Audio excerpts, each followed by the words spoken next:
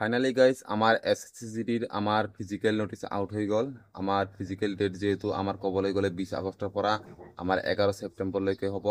আমি চাবলৈ গ'লে মিনিমাম আমার টোটাল আমার 21 ডেজ হ'ব আৰু মই কোৱা মতে যে 20 অর্থাৎ ক'বলৈ গ'লে বা 22 আমার আগস্টের ভিতরে আরম্ভ হ'ব বুলি মই যোৱা ভিডিঅ'ত কৈছিলোঁ আৰু তাৰ মতেই আমাৰ ফিজিক্যালটো আৰম্ভ হৈ গৈ আছে 20 আগস্টেৰ পৰা।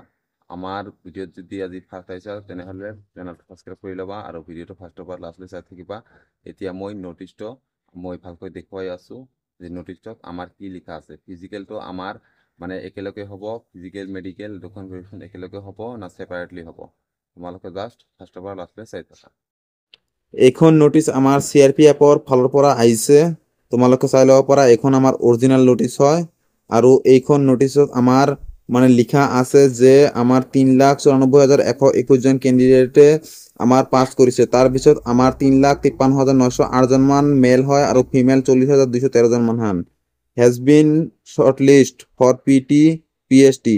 ক'বলৈ গ'লে আমাৰ ফিজিকেলৰ বাবে পাস কৰিছে ইমানজন ক্যান্ডিডেটে আৰু আমাৰ কন্ডাক্ট কৰিব আমাৰ 20 আগষ্টৰ পৰা আৰম্ভ হ'ব আৰু 11 ছেপ্টেম্বৰলৈকে হ'ব।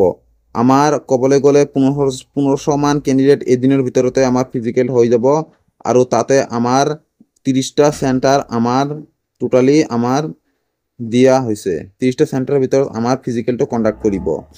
তোমালোকে ইয়াতে লিখা আছে যে পিটি আৰু পিএসটি এইটো জাষ্ট পাতিব ইয়াত আৰু ফিজিকেল মেডিকেল দুখন ভেৰিয়েশ্যন বিষয়ে একো লিখা নাই। সেইবাবে মানে ফিজিকেলটো মানে বেলেগকৈ হোৱাৰ 100% চান্স আছে আৰু মেডিকেলৰ দুখন ভেৰিয়েশ্যনটো এইটো বেলেগকৈ হোৱাৰ 100% চান্স আছে বা হ'ব পাৰে।